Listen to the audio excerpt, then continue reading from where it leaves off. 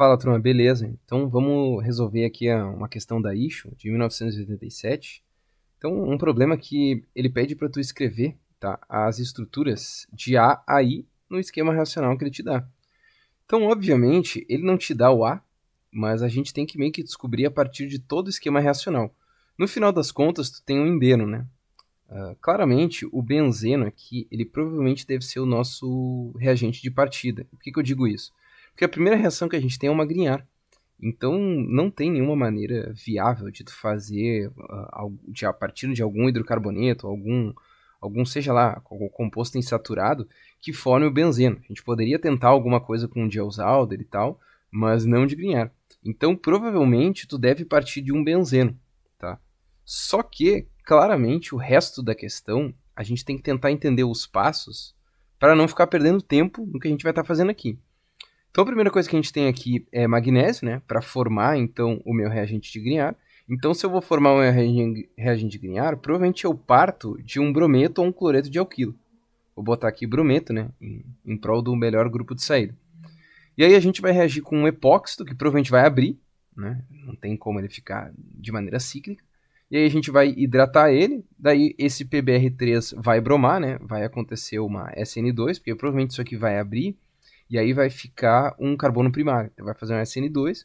Aí a gente vai fazer uma substituição, né? Vai botar um cianeto ali também. Então também vai ser um SN2. E aí a gente vai hidratar. E aí quando a gente hidrata um cianeto, a gente forma ácido carboxílico. E aí o ácido carboxílico a gente consegue clorar ele com cloreto de tionila, tá? E aí depois aqui, ó, essa etapa aparenta ser crucial, porque quando tu faz uma Friedel-Crafts, sempre imagina que tu vai ter um cloreto de alquila no outro lado, tá? Ou cloreto de alcila, né? Porque ele não diz aqui o que é. Só que nesse caso ele não está te dando nenhum reagente. Então é como se acontecesse dentro da própria molécula de G. Tá? E aí essa molécula ela deve fazer alguma reação intramolecular e isso deve ocorrer principalmente porque o meu produto final ele é cíclico, né, do endeno. Então é como se tivesse alguma parte aqui nessa região que claramente vai ciclizar. E aí nesse G aqui o que a gente tem é uma cetona, certo? Porque né, a gente tem uma cetona porque o quê? A gente tem um cloreto de acila, né? Então esse cloro agiria como grupo de saída e para fazer a Friedel-Crafts ele teria que sair e formaria uma cetona. E aí depois tu poderia hidrogenar essa cetona, tá? E aí depois aqui provavelmente vai pegar e desidratar, né? Isso aqui eu fiquei pensando o que eu vou fazer com esse reagente aqui, né? Porque tu não vai sulfonar, não vai fazer nada, tu vai provavelmente desidratar. E aí faria sentido porque tu vai ter uma formação de uma insaturação aqui, né? Então o segredo tá nessa letra G. E isso aí eu só acabei me ligando porque aqui tu fica esperando um reagente, né? Porque tu já sabe que tu vai tentar pensar, pô, mas então daí eu tenho um grupo doador ou retirador de elétron, vai orientar o orto meta para, o que vai acontecer aqui?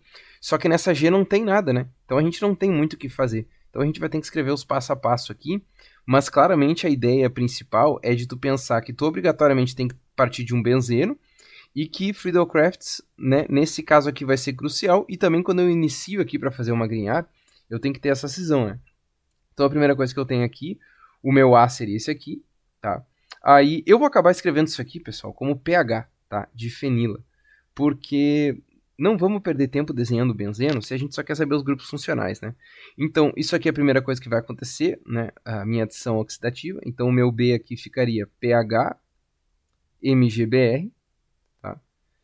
E aí, o meu C seria o quê? Seria a inserção desse epóxido e já a abertura do ciclo, e aí a posterior hidratação dele. Então ficaria pH, e aí a gente teria que ver quantos carbonos tem, né? Porque o oxigênio provavelmente ficaria na outra ponta. Então aqui seria 1, 2, e aí seria um 3 aqui. Né? Então eu vou ter 1, 2, 3, não, até desenhei um a mais, né? Então vamos apagar esse carbono aqui, e aí aqui estaria o OH. E aí o que vai acontecer? Do D, isso é o C, né? E aí o D seria o mesmo questão, né? O mesmo produto. Só que nesse caso aqui ficaria um BR. Então esse é o meu D. Aí o meu E só trocaria a mesma coisa, só que por ciano. Aí o meu F, né? Então esse aqui é o E. Então o meu F ficaria o quê? pH. Novamente aqui, só que agora eu tenho um ácido carboxílico, né?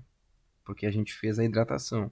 Então aqui tem que dominar muito bem todas as reações, tá? Senão não vai ter condições de ficar fazendo isso aqui, porque é muita reação. Então isso aqui seria o F, tá? Aí a sequência é com cloretionila. Aí cloretionila é a reação clássica, né? Para pegar e fazer o meu cloreto de acila. E aí aqui eu vou ser obrigado, tá, a desenhar o benzeno, que esse aqui é o meu G, né? Só que no meu G agora a gente vai ser obrigado a desenhar, tá, esse meu esquema. Até vou botar o benzeno aqui que eu puxo do ChemDraw, fica mais melhor desenhado, né? Então olha só, o que a gente vai ter aqui? A gente vai ter um aqui, 2, 3, aí aqui o carbono, né? E o meu cloreto de acila aqui. Só que o que vai acontecer aqui, ó?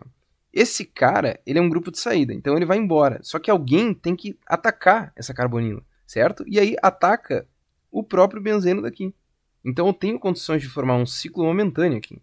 Então vamos lá. Vou formar o meu benzeno aqui, né? Claramente aqui vai ficar meio prejudicado, né? Então aqui carbonila vai ficar O-, né? Porque senão vai estourar o carbono. Então vamos escrever um mecanismo bonitinho aqui. Então, O-, aí aqui 1, 2, 3 e fecha aqui, certo? Não chega a ser bem 6, né? Então a gente tem que fazer uma coisa meio dobrada aqui, tá? Tá meio ruim, mas a gente está só entendendo aqui a ideia do mecanismo por trás. Claramente ele fala aqui que tu hidrogena, né? Hidrogena isso aqui. Só que antes tu tem que protonar, né? Ele faz uma Fiddlecrafts intramolecular. Então provavelmente aqui o que vai acontecer é que o meu cloro ele vai remover, né, esse H e aí ele puxa a ligação aqui dupla de volta e isso aqui vem para cá. Então o meu produto acaba sendo esse benzeno aqui com a minha carbonila e o meu ciclo de 5. E aí ele fala que ele hidrogena, isso aqui é o meu G ou é o meu H? É o meu H, tá? Então esse aqui é o meu H. E aí vamos continuar aqui para baixo, né? Então o meu H vai ser a hidrogenação dessa carbonila. Então vou desenhar ela aqui, ponho ela para cá. Daí vou hidrogenar, vou ter o mesmo desenho, né? Então aqui estou repetindo o desenho, só a única diferença é que eu vou ter isso aqui agora. E aí vem a parte mais importante, né? Que é quando ele põe o ácido sulfúrico para desidratar isso aqui. Aí claramente, pessoal, não tem como tu formar uma ligação dupla aqui, né? Porque aqui tu já fechou toda a valência. Então vai sair esse hidrogênio daqui, vai eliminar a água, né? E aí quando elimina a água, tu tem condições de formar o teu indeno, que é o que tu tem ali. Então vai formar aqui, aí aqui vai formar a ligação dupla e aí fechou, tá? Então, a ideia dessa questão, ela é bem complicada, tá? Mas claramente chega um momento que tu olha uma etapa e tu pensa, pô, mas aqui tem algo estranho, tá? Porque essa etapa aqui não faria sentido. Então, o aluno poderia ficar com dúvida, sim, de a gente iniciar desse benzeno aqui, e eu tenho o pensamento de que realmente pode trazer dúvida, mas com exceção da Diels-Alder não tem como fazer, tá? Aí, claro, todas essas etapas aqui assustam, mas o importante é pensar que o epóxido sempre vai abrir. É um ciclo que sempre vai abrir, e aí a partir daí ele está formando essa geometria que favorece a formar o ciclo aqui. E aí o aluno tem que ficar muito esperto que essa etapa G aqui não tem como o aluno pensar, pô, mas daí vai orientar o ortometapar, ele tem que ficar esperto nisso.